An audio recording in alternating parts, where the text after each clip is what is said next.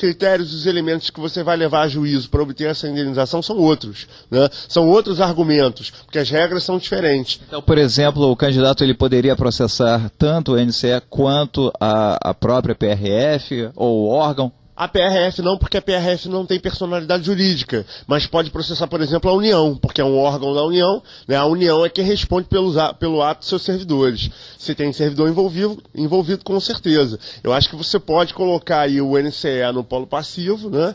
E ajuizar as ações contra eles, porque eles ficaram responsáveis pelo concurso público. Jamais eles poderiam ter vazado essa informação. Prejudicaram muita gente. Vão ter que indenizar as pessoas, não só pelos gastos que essas pessoas tiveram, mas também pelos prejuízos emocionais, né? Pelos prejuízos morais que foram causados. A expectativa da prova, o deslocamento para Brasília, o deslocamento para o Pará, para outras cidades, a angústia do cidadão de saber que estudou 6, 7 meses para uma prova e que a prova foi anulada porque a informação vazou. Ora, vamos ver se não vejamos, né? Se acontece um caso fortuito, se acontece algum fato que impeça o concurso público, ou então se é roubado um caminhão, é um fato que pode acontecer. Um caminhão está transportando provas numa estrada e o caminhão é roubado e essas provas são distribuídas para pessoas distintas, tudo bem, aí eu entendo que o NCE não teria culpa.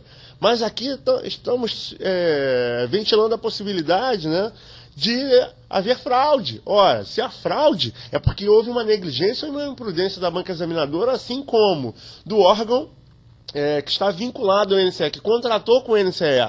Perfeito? Se realmente servidores estiverem participando disso. E aí o dever de indenizar não há que se afastar, com certeza ele existe.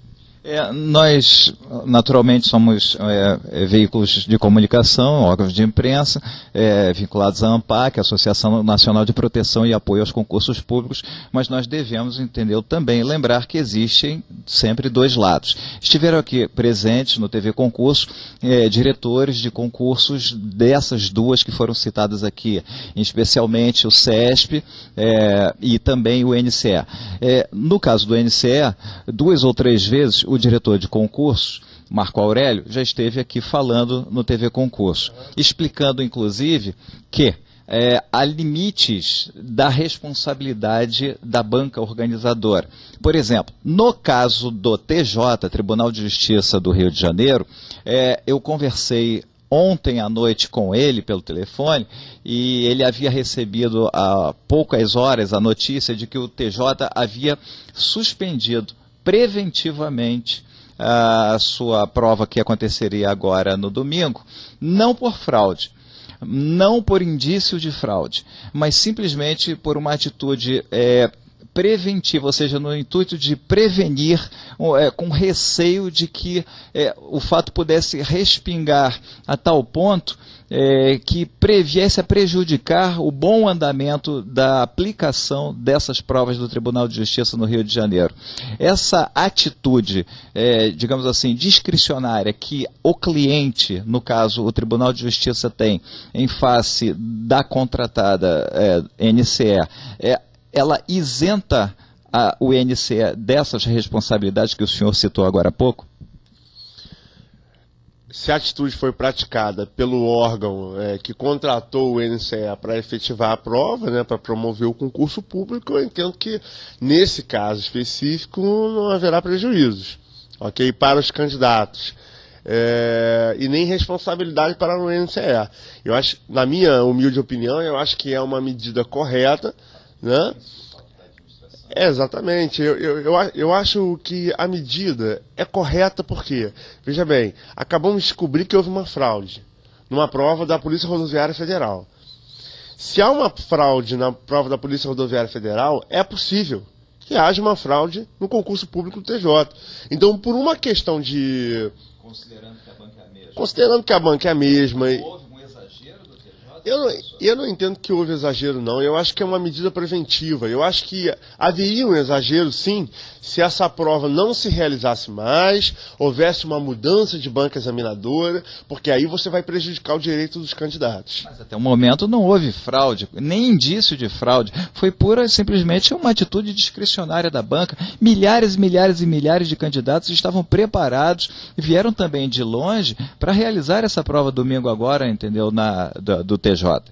Concordo com você, mas eu me coloco na posição de candidato. Vamos imaginar que eu seja o candidato de um concurso público e eu descubra uma semana antes que um outro concurso público de nível federal, né, um concurso público, inclusive com uma remuneração ainda mais elevada, né,